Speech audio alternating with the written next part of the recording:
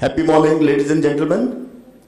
And thanks, Mr. Amin, for creating a platform which can excite people to think and to join and to execute about renewable power. Our company, Dalmia Cement, is the fourth largest cement company in India with 25 million ton capacity. And fully aware that yes, one, cement is required to create shelter, to create infrastructure, but at the same time, it does emit CO2, and as a cement sector globally, it emits about 5% of the CO2 of the whole world. And that excites everybody in cement sector, more particularly the people who are fully aware of the global planet, that what needs to be done. And considering that, our group had created a vision to be leader in building materials and to evoke pride in all stakeholders through sustainability, innovation, customer centricity, and values. So this vision has been forcing us, has been motivating us, has been putting us on toes that how to create pride in all stakeholders. And based on that, we did create, ladies and gentlemen, our sustainability policy, our carbon footprint policy, and our low carbon economy policy. And based on this, our group has been working since last many years how to bring down carbon footprints. As we all know that when we bring down our carbon footprints, it brings down the cost also, it makes a business case also, and it can make a company profitable, which can help in generating better profit for better growth. And that's one example of Dalmia Cement, that with all pride today, we can say that carbon footprints of Dalmia Cement is one of the lowest in global cement industry. And that has helped us, on fuel part, that in fuel, yes, we are one of the lowest, but at the same time, what should be done about electricity? What should be done about power? And that made us to start thinking since last 3 years that slowly, we should think of renewable power, which can be, ladies and gentlemen, solar power, which can be power generated from wind, which can be power, which can be generated by using waste hot gases of cement plant that can also generate power without fuel.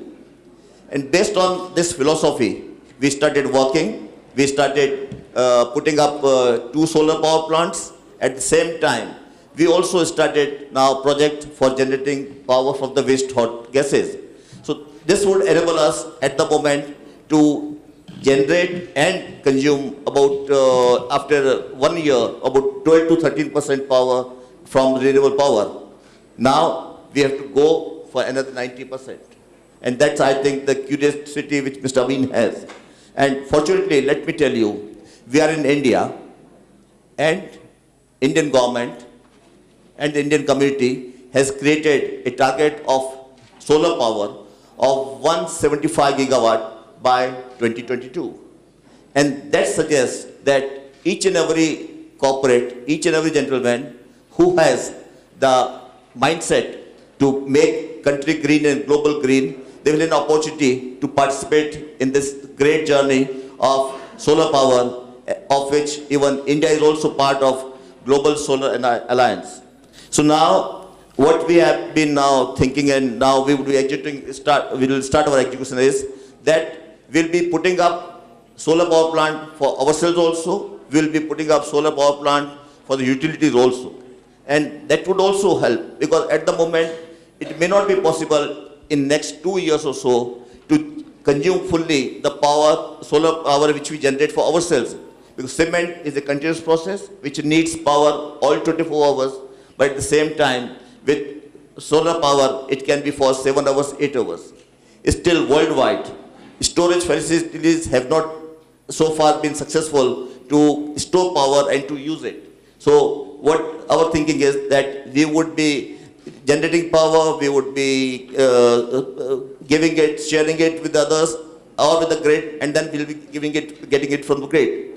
I'm quite hopeful that in 4 to 5 years' time, there will be great opportunity to have storage facilities, to have the right transmission system by which at our own place we can have the solar power which can be used. Now, Mr. Avin, let me tell you, it's just not the solar power which is helping us, but at the same time, what is helping us is how to create energy efficiency. And in fact, you might be knowing that we have also become member of EP 100. That suggests that yes, we should go for increasing energy efficiency, electricity efficiency. We can also claim with pride that the electricity consumption per ton of cement is one of the lowest in Dalmia cement globally. So that has helped us to bring down the requirement of power. So we are working on two fronts. One, how to bring down the requirement of power. At the same time, how to go for renewable power. We know that if we are able to understand properly the future, and the future is that the fuel prices would go up. The fossil fuel will be a problematic thing. So slowly, we have started moving from fossil fuel to non-fossil fuel. We have started moving partly from non-fossil fuel to alternate fuel. And this is how I think ultimately we'll be reaching to fully renewable power. So there's a roadmap. We can definitely discuss more in detail also, but at the same time, let me assure you that we are fully committed because we are aware that we need healthy planet so that people can remain happy there. Thank you, Mr. Thank you very much. Thank you, Mahendra. And we know how much carbon the global cement industry emits, and your initiative is very welcome because I think the combination of efficiency and renewables can make a big dent in that. But you also illustrated how important policy is. I was in India when Prime Minister Modi launched his 100 gigawatt solar initiative, which rapidly became 175. But around that is a set of policies that are enabling companies like yours to move forward. So I think that demonstrates the supportive environment we need also from central government. And in fact, you know, the most important thing is the intention of the government, the motive of the government, motive of the Modi government, that they would do it. Yeah. And that's why everywhere we are talking of clean India. So whether it's a clean power, it's a clean management, it's everything clean. Good, great. Good. So let's move to Bill. I've heard him many times and I've been inspired every single time. I don't even want to try to capture. But Bill, can you tell us this story? Because what you started and the way that you're thinking about it and the impact you're having on markets and power producers is immense. And I think there's a huge story that we can learn from here, because the entire initiative, I think, can benefit from the kind of trailblazing role that you've had. So, please. Well, thank you, Adnan. And you raised the expectations very high, so I'll try to at least meet some of them.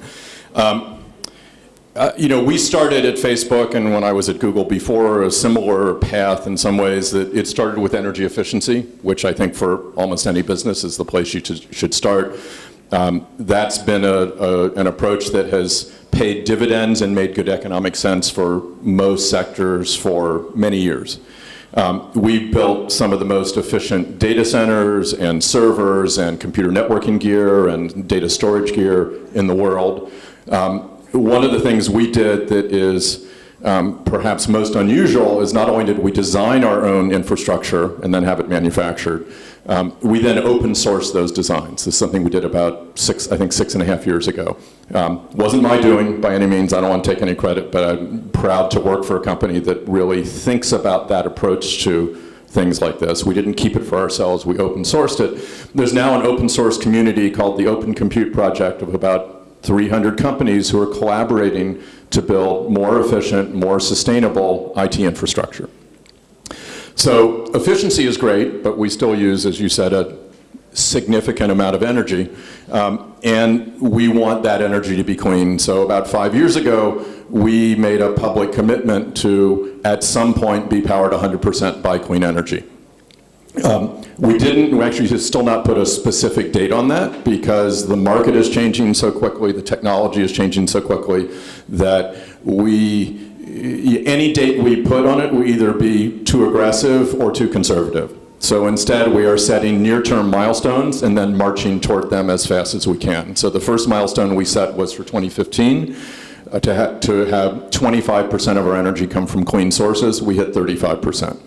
We then doubled that target to 50% in 2018. We're a couple years away from that.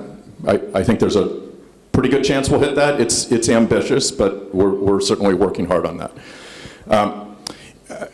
We have the internal expertise. We have an energy team with people with decades of combined experience in energy procurement, power purchase agreements, energy markets, which is allowing us to bring a lot of sophistication to doing that procurement and reaching those goals.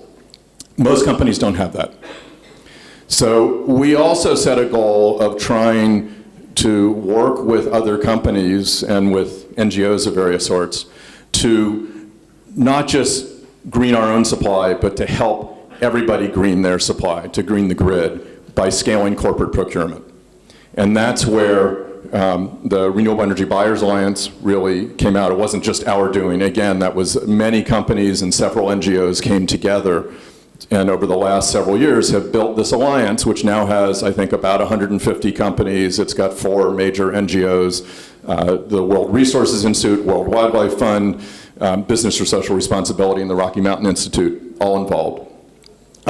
And that organization, together with RE100, which is a parallel initiative focused on companies that have made the commitment to 100% renewables, are all working together to scale corporate procurement. And in the process, to help each other, because the more companies that do this, the easier it gets for all of us.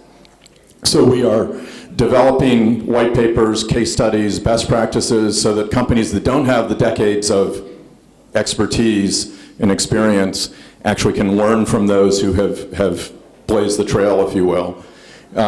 We are doing things like this to raise awareness because many companies still think it's too expensive. And we also are using our collective voice to open up market access because in many places we don't have the option to buy renewables. We have the option to buy the energy from the local utility and it's whatever they offer, and that's it. It's like the old Henry Ford Model T. You could choose any color as long as it was black. Well, you can choose any kind of energy as long as it's what they offer. We'd like to bring the energy sector into the modern world, and allow those of us who want to choose cleaner energy to do that and to move faster than the market is doing on its own. So we have been, as I said, using our collective voice, talking to utilities, to regulators, to other policymakers, and because there are dozens of companies doing that, it's not just one company at a time, we are getting a reception and having conversations that just weren't happening 2 or 3 years ago. And we are seeing markets beginning to open up. One issue, we always say this nebulous statement that companies need an enabling policy, environment, regulation from governments, Okay, that's valid everywhere. But I remember you talking about this a couple of times, is that your initiative has actually begun to force market transformation in certain areas and market liberalization for electricity because of the scale of the procurement and the concreteness of the signals that are going to government. And is that a learning process for us? I mean, tell us a little bit about that. No, I think that's absolutely true, at this point, particularly given where the cost of wind and solar have gotten so that they actually do just compete in many places. There are still, in many countries, tax incentives or other price supports that help them compete more fairly. But even without those in many places, they compete. And so it's economic, but what's missing in some places is the market access. And with dozens of companies together saying, basically, you'll get more of our business if you provide market access, if you make it easier for us to meet our renewable energy goals. That is really beginning to transform things. And I think the scale is critical and the momentum is critical. We've gone from annual PPAs in the US 5 years ago of 50 to 100 megawatts of new PPAs to last year 3.3 gigawatts. It's megawatts versus gigawatts. Huge difference. Similarly, in the US last year, more than half of the wind market for new wind PPAs by volume, by megawatts, more than half of the offtake agreements were signed by companies, not by utilities. Whereas previously, companies were maybe 1, 3, 5%. And that's an extraordinary change where corporate procurement is becoming a force in the market. It's a force for economic development. And utilities are listening, energy companies are listening, regulators, policymakers are listening. So, if I just add one thing, even in India very quickly. Even in India also, now there are discussions that should we have India Renewable Energy Exchange. So like we have India Energy Exchange, so now it's being talked about Renewable Energy Exchange also. Yeah, no. Right. And one very quick comment. This isn't just, this started maybe with tech companies and a few others, but this is many sectors. I'm actually unbelievably thrilled to be on this panel with you because we have someone from the cement sector, which is, has not been true mostly up till now, focused on efficiency but also on renewables. But we have General Motors, Walmart, IKEA, name a sector, you will find at least one company, if not multiple companies, involved in either committing to 100% renewables or at least committing to renewables procurement and beginning down that path. It's remarkable what's happening, and it's also remarkable what's happening in Dubai. So this morning we heard, 2.99 US dollar cents a kilowatt hour for solar PV. They've gone from, I remember when I arrived in Abu Dhabi 6 years ago, the target was 7%, now it's 27%, and fully achievable in my view. But the interesting thing about this is that it's not just a state, it's major actors in business and in industry who are taking this commitment. So Ibrahim, you're from Majid Futtaim, which is one of the biggest players in Dubai. What is your commitment? What are you seeing, and why is this good for you? Thank you. I think we have almost a similar story, but just to put you in context, we're based in Dubai, and our geographic location is from Africa to CIS, and of course the whole MENA region. We work in real estate, development, hospitality, and retail. We work in buildings, big buildings, so we are fully aware of our impact and the business benefits out of it when it comes to sustainability. So our story is purely business, by the way, and purely is of a legacy of the shareholder and the customer and staff pressure, by the way. So we recognize that if we would like to provide the 170 million plus customers with a great customer experience, we have to compete and get a sustainable long-term business. We have to consider and embed sustainability within our day-to-day business. So it did start, by the way, with a holistic approach of looking at the structure of green building and putting targets. We do have existing assets, and we talk about big buildings, so energy efficiency for the first 5 years with clear KPIs were so important for us, and we invested heavily, and it was, believe it or not, a low-hanging fruit for us, at least for me. When I go to the board or the shareholder asking for even raising the bar when it comes to a group of companies. So the energy efficiency for us, for all existing assets, were a very successful example of reducing our negative environmental impact, if any, but most importantly about cost savings, long-term profitability. Then we started studying the market, and believe it or not, the 60% plus population of our region, young people under 30 years old, they do care about the environment. They know, they started knowing what is green building is all about, what renewables is all about. So to be ahead of everyone and to make sure that we have a license to operate in the long run, we started having a long-term strategy when it comes to our energy. So just a couple of months ago, after we finished the 5 years program of all our energy policy program for all our assets, we said, okay, what's next? And the next was, okay, we would like to have renewables. Then, okay, how we can have it in Dubai is easy, as you've mentioned. UAE is easy. We have assets in Egypt. We have assets in all over the region. We decided to do a due diligence, benchmarking for governments and the market. And we discovered that governments do have targets, by the way, when it comes to renewables. Some of them, it's long-term and maybe it won't be implemented, but it's a risk for us as a business not to think of renewables. So 2 months ago, we published a white paper with a commitment of 5% minimum of our existing assets to be from renewables and 7.5% minimum for all our new assets. And now we're working, even taking this further, because as we were doing that, we managed to engage the staff and the senior management, and we started looking at the business itself, and we started looking at the PPP and maybe other technologies, other PVs. And we found that it does make sense for the business. Then I've been asked to say, okay, we need to forecast what's going to happen to us in the next 15 to 20 years. And I said, we live in a country where our leaders are thinking of the next 100 years. They're doing super forecasting. So the only way for the business is to go net positive. So by December, we will issue our 25 years plan for a net positive strategy for the business, where we focus on CO2 emissions and energy and mainly water and socioeconomic.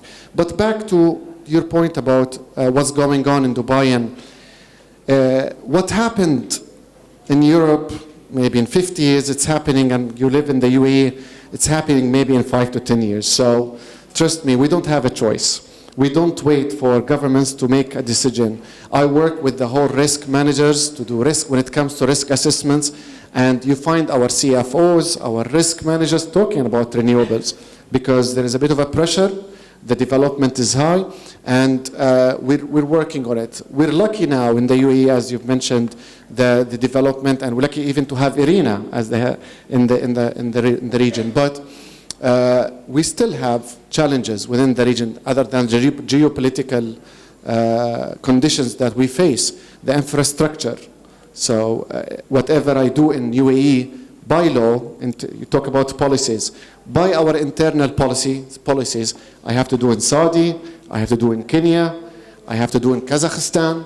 So we're looking for it, but hopefully we'll have a clear vision in the next couple of months how we will implement when it comes to renewables. Of course, procurement will be a main part of it. Yeah, but that's great, Ibrahim.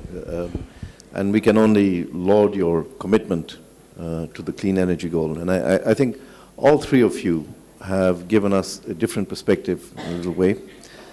I think what's important that you put on the table again is the fact that consumers are making active choices. And that's going to drive you in the future much more. And the young people in the region, you know, when people look at the Middle East today, they see conflict and they see uncertainty. Actually, I will tell you, there is huge vitality among the youth. They're well educated, they're committed, and they're making active choices in terms of having, green choices, sustainability, but also in terms of the kind of society they want to live in the future. So I think that's a great driver. I'm really happy that you emphasize on this point. Just to follow on this, I'll share a quick example with you about this important. We have a mixed-use big projects in Lebanon, and Lebanon they just had a new president recently, and our marketing team did a market research, and they asked the people what kind of houses, flats, commercial business they would like to live in, and they had to ask me to join the team because everyone they asked, they want A, green building, B, because Lebanon does not have access to ongoing energy. They have a problem with energy. They did ask for renewables. So our sales and marketing strategy on the spot. So I have changed towards to solve this issue, and it helped us to sell actually. Great. And I had to make that comment because my daughter is a senior in a very well-known women's college in the Northeast in the US.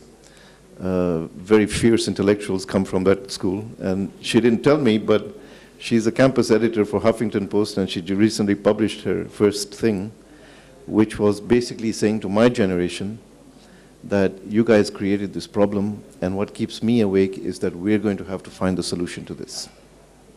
So I'm so privileged that I can be in my job, I can be working with guys like you, that our generation is also trying to do its part so that our children's future can be assured. So Marie, you're in the heart of the beast of the European Union, the European energy policy, the huge commitments that Europe, the leadership role that Europe has had, and the private sector's role in all of this has got to be critical to the achievement of the ambitious targets of the Union. So how do you see an initiative like this feeding into what you want to achieve at the regional level? Well, firstly, thank you very much indeed for the invitation to join this debate. I'm finding it absolutely fascinating.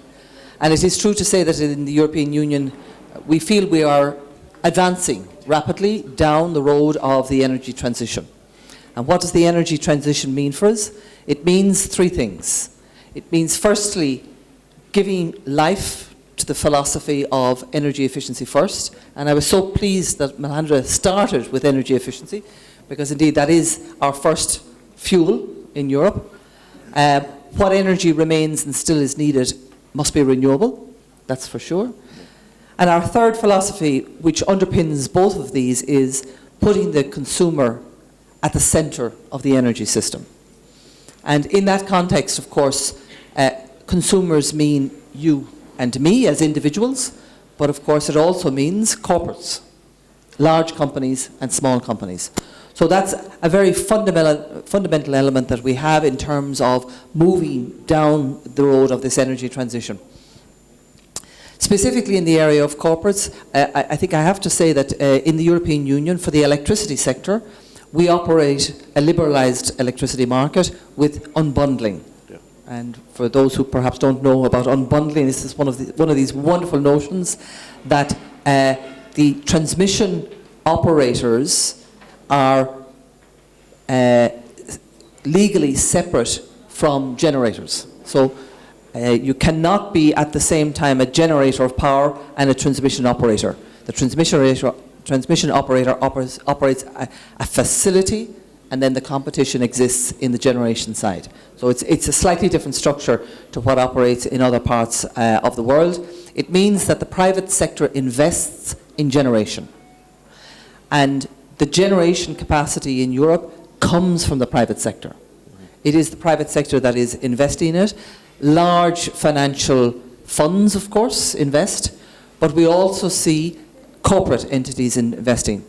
And today in Europe, about 10% of the electricity that industry uses is self-generated. Yes. They produce it themselves. It comes firstly from high-efficiency combined heat and power, and about 40% of it comes from biomass. And this is something that we have had as an intrinsic part of our industrial fabric for many years. And you will see it across all of the sectors, particularly the energy-intensive sectors: aluminium, paper and pulp, cement, steel, chemicals, etc. But what we see starting to happen now is a growth of corporate entities investing in power production. So of course we have the possibilities for PPAs, power purchase agreements, and one of the positive aspects, I would say, of the European electricity system is that it is pan-European. We have cross-border trade, so you can invest in a location which is resource-rich. So a location such as, for example, North Sea, offshore wind power, and yet be operating, for example, in the south of France, because we have a continuous electricity market. PPAs are still quite small in Europe, perhaps due to the structure of our electricity market. They represent about 2 out of 400 gigawatts of wind, because it's primarily wind. How much? 2 out of 400 gigawatts. So it's quite small, but it is growing, and it is noticeable that the growth has been quite visible in the last few years. But we have a second facility which allows companies, and this is very relevant, of course, for SMEs as well, who perhaps don't have the resources that Facebook have. We have what we call guarantees of origin, which allows you as a consumer to buy renewable resource through your normal supplier. And the guarantees of origin are given to those renewable generators who do not receive public support in our current system. And of course, we also have a system in place for supporting self-generation. And we see now, too, that this is growing in Europe. We see where companies in a cluster, in an industrial cluster, will choose to co-invest, for example, in 2 or 3 smaller wind turbines locally, for their own production of electricity. So we see quite a big change to the electricity system in Europe, to the energy system generally. What we see is that the technologies of renewables are firstly opening the market to multiple actors to invest. And secondly, the scale of renewables are such, if you take wind, you take solar, it's much smaller scale than would have been the case, for example, for a nuclear power station, a coal-fired power station or other. It means that the scale is small enough for the individual, and that can be a small company as well, to decide, yes, I'm going to use this technology for my own benefit. So I think this is a big part of the transition. I think it's probably fair to say that not just in the Middle East, but I think this energy transition is being driven by consumers. They're the ones who want it, and they are certainly in the lead in the European Union. Absolutely, and they're the ones the companies need to answer to. So I think that also explains a lot of this. And I think you put your finger on a couple of things which are very important. One is the market liberalization and unbundling that was necessary to allow choice to be made in this way, I think is very important. And the fact that you issue certificates of guarantee of origin on renewable energy allows us to really track that actually this is happening and it's not something that's just purely a marketing tool. So, and I think that is going to be at the heart of the way we try to develop the remade index, to look at indexing what companies are actually doing, so that you guys are going to have to answer questions one day and you'll have a reliable statistical framework through which to do it. So thank you very much, Marie. So finally, we have Simon. Simon is a lawyer. I'm from a legal family. My father, my sisters, my brothers are all lawyers. They call me the white sheep of the family. I didn't go into the profession. But Simon has been one of those who has been developing the PPAs that enable much of this to happen. So he's a legal expert in this field. He participated in this WCSD report on PPAs. You have great experience in this field, and this is going to be a methodology that's going to be critical to how we move forward on this. So I'd love to hear your perspective, and then if we can have about 15 minutes to have a round with the room. So Simon, please. Morning, everyone. So hopefully many of you have got on your chair this report from World Business Council for Sustainable Development.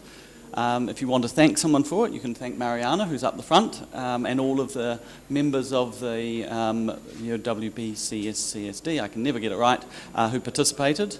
It was meant to be a first global look at how to do corporate PPAs.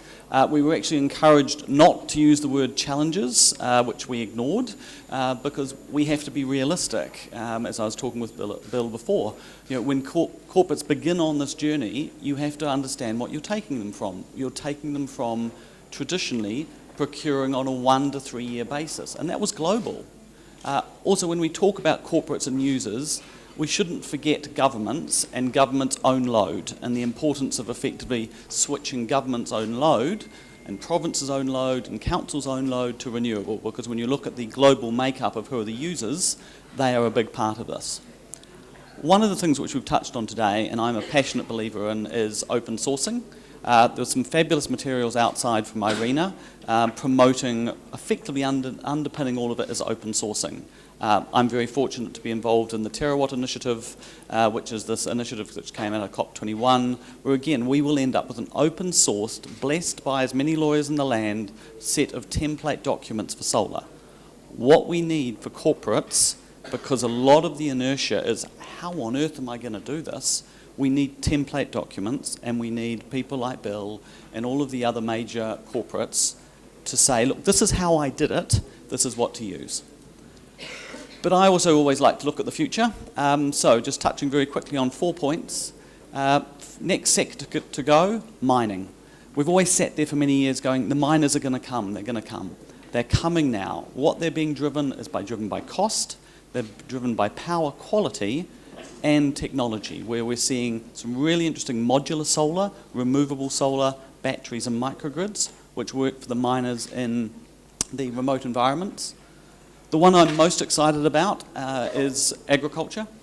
We haven't really touched agriculture, and that's why I really love the labelling. My dream is that I walk into the supermarket, I pick up my thing of peas, and I have a remain signal which shows me how sustainable those peas are. I now live in Australia, where Australia has a diesel rebate, which encourages farmers to go out and burn more diesel because they have it subsidised. I sit there going, surely you want to catch the premium price for being green and gold and having that wonderful Remain sticker to show that you're a sustainable farmer. You're not burning diesel for the sake of it, you're actually looking at how to electrify or other sustainable uses. For me, and we're a law firm who is cold to climate change, the thing which is moving very, very fast is solar to hydrogen. We're not just talking about solar PV and solar electricity. We're talking about using solar and creating other forms of energy, both for storage, but what we're seeing is very innovative companies like Yara International, I think they're the largest private buyer of gas in Europe, looking now at renewable fertilisers. If you'd asked me 6 months ago about this, I'd have gone, I have no idea what you're talking about. What do you mean solar to hydrogen? But this is technically possible, and as the cost of the electrons come down, the ability for us to do more with it. Yeah. Don't forget the importance of green bonds to this market, particularly corporates issuing green bonds. And the great thing about green bonds, particularly with the work people like CBI do, Climate Bonds Initiative, is you've actually got to spend it on doing something green. This is not just greenwash like it was in the past. And that will drive corporate behaviour. They'll issue green bonds and then they'll use those proceeds to deliver on their goals. Well, great point. And I want to underline what you just said at the end, that this is not greenwash. I worked in the environment a long time and I could smell it. This is a real momentum. This is real things that we're seeing. But there's another point you made which I think is very important, is that the industry has developed so fast that we've just made stuff up as we went along. We have a plethora of different types of documentation and due diligence and so on. And I think the initiative you're working on and we're working on is standardization of the documentation to have the templates. So we have comparable projects. Everybody knows exactly what they're talking about. Investors know, developers know, governments know. This is what this terminology means, this is what this framework means, and so on. And I think that will help the scale issue tremendously. So you're doing God's work, so great. And you know, for Bill, just one quick point. I don't think, you know, I was a little depressed Tuesday night when I took the flight to come here. You know why. And then having been here 3 or 4 days and talking to all of you guys, I thought to myself, this is unstoppable. You know, there is no single government or no single person who can stop a momentum that is based on a market transformation and that is based on a positive vision of the future. What do you think about that? I would agree that this is happening, it's going to happen. The real question is how fast. And I think policy does matter there, governments matter there, but it's happening. I think, you know, as I said before, the simple economics mean that we and many other companies are looking at this and saying, maybe we started down this road because of CSR, because it seemed like it was important for the planet, it was important for society, but we went into it believing we could figure out how to do it in a way that made good business sense. And we have, and as the costs have come down, I think that is now easier and easier for more and more companies in more and more places.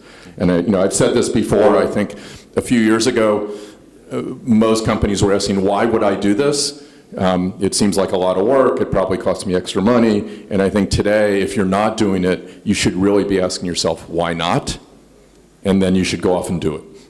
Great, and I'm going to open the floor now for questions. I'm sure there are many, but I just want to observe that the moderator this morning at the opening session asked me, what can those people across the road negotiating things do for you?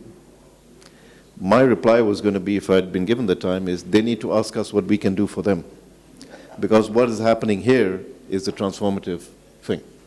So you've heard some very interesting and diverse perspectives. You've heard a lot of commitment, a lot of exciting numbers and developments that are happening. So the floor is open if anybody has any question or comment or observation. Yes, please, over there. You have a microphone?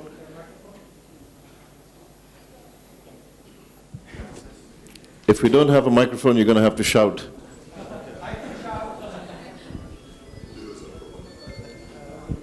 Hello, my name is Kjell Andersson from the Swedish Bioenergy Association. I had a question to the cement industry in India.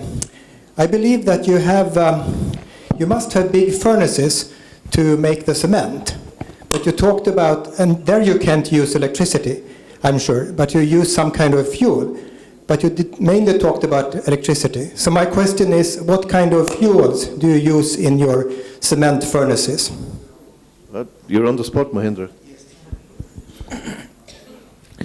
In cement kilns, the furnaces, we use coal. Sometimes we use waste product of refinery, which is petroleum coke. We also use some alternate fuels like hazardous waste of paint company, pharmaceutical company, and we use also biomass.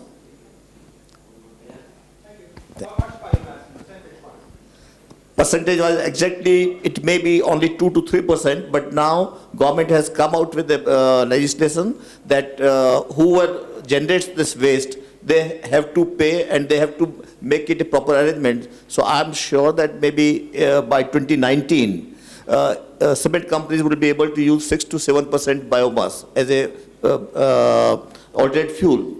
You know, still India has the problem that there is no rule of polluter to pay for the waste, whereas in Europe and US, polluter is required to pay for disposal of the waste. And that's why in European country or US, the alternate fuel usage is more, whereas in India, now it's catching up slowly and slowly because the companies which are generating waste, they're trying to pay as a gate money so that that waste can be utilized.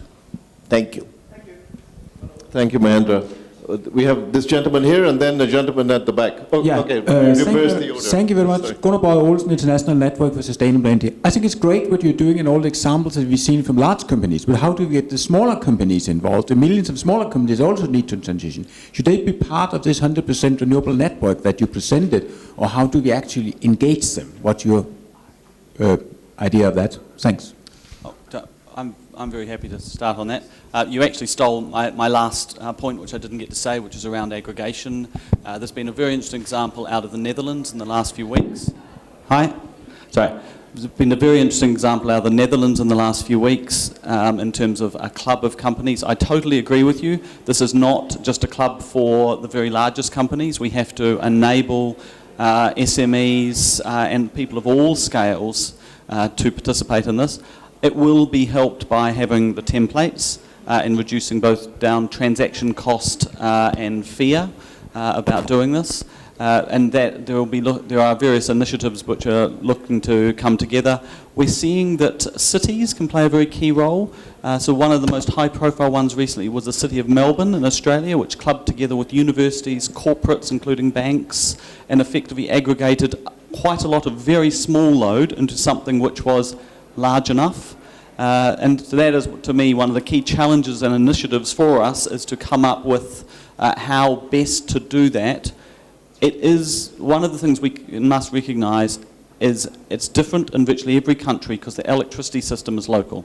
Even inside Europe, we have no pan-national rules, which mean you can do it exactly the same way in each country.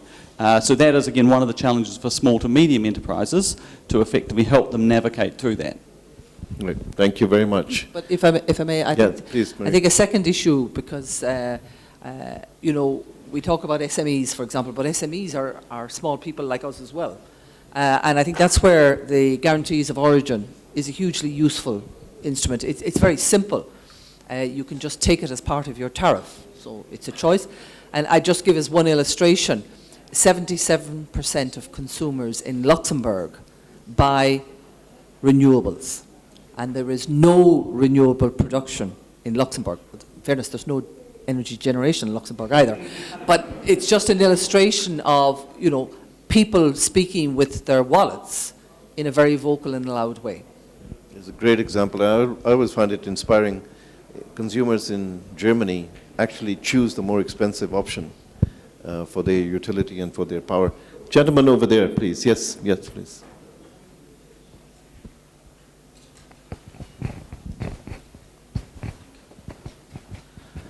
I am from India, from a government organization.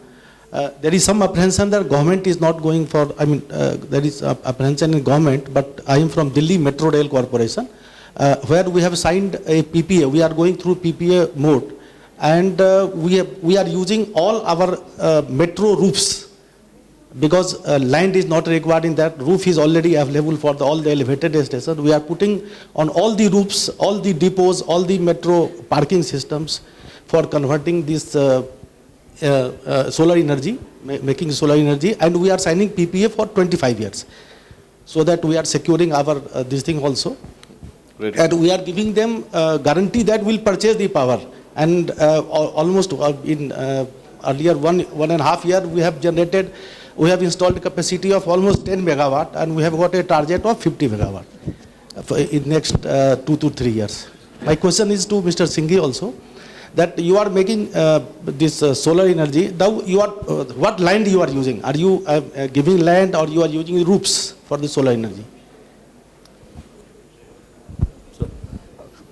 Presently, we have the solar power plants which are situated just inside our cement plant only. And then maybe with some utilities, then wherever they give the land, that can be put up. So you are giving land for the solar power? Presently, yes, land, but then yes, we are also thinking that how floating solar power plants can be put up in some lake or anywhere. Okay, so thank you. We are exploring various possibilities. Okay, thank you. Thank you very much. Yes, please. Thank you very much. My name is Khalid Benamou. I'm the managing director of the Sahara Wind Project. I'm from Morocco. And I'd like to commend the comment of Mr. Curry on the green fertilizers. As you know, Morocco has 75% of the world phosphate reserves and is probably the second largest player in global fertilizer production. My question is, obviously the number one in fertilizer production is China. My question is, what can you do on the board to try to convince China to produce and green its fertilizer industries? As you know, it's based on coal right now, and the wind energy program of China has been quite significant. What can you do to try to help this country, which is a major player in the fertilizer business, to convert into green fertilizers? I'm saying this because the surplus of fertilizer export from China depreciate the prices of fertilizer globally, and then therefore makes a transition more difficult. Thank you. I think from my perspective, having been to China and working with them on a number of things with renewables, we have to ask how they can help some of us, because the speed at which they're moving and the transformation happening in China is remarkable. But Marie, do you want to come in on this, or I'll Simon? So, I mean, I agree with you on the scale, and it is, when you actually go to China and you go to the solar manufacturing plants and things like this, you actually see fundamentally firsthand the benefits that we all get now from the economies of scale. I believe there will need to be policy. We will need to look at policies around, are we effectively happy from a sustainability supply chain, and it goes back to my Remain label thing, to actually have our fertiliser being shipped coal-based ethanol or other products coming out of China from a policy point of view. But in the end, I believe China, and actually my thoughts were the same after Tuesday, which actually was, from a global point of view, what Tuesday's result may do is actually encourage the Chinese to even work faster. So I'm a great believer that now that we can see the technology didn't exist for us to create renewable fertiliser a few years ago. The feedstock was too expensive to create the ultimate product. We're not in that place anymore. We're in a different place where China can now look at parts of China which were non-arable, certainly didn't even have coal, and you can go, actually, I can use them as my feedstock for my renewable fertiliser business.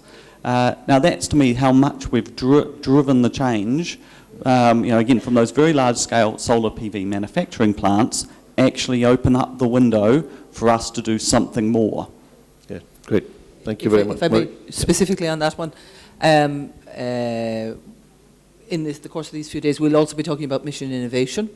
And one of the 7 actions of mission innovation is precisely to capture variable power, solar power, and to store it in various forms of gas, chemicals, or otherwise. And this is indeed, as you say, the power to gas issue. And I'd like to make 2 comments. Firstly, we had a really good meeting in Brussels there a couple of weeks ago with the energy-intensive industries.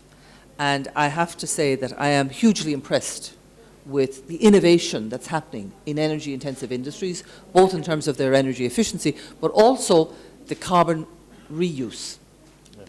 The ideas that are coming down the track on the carbon reuse are really very exciting.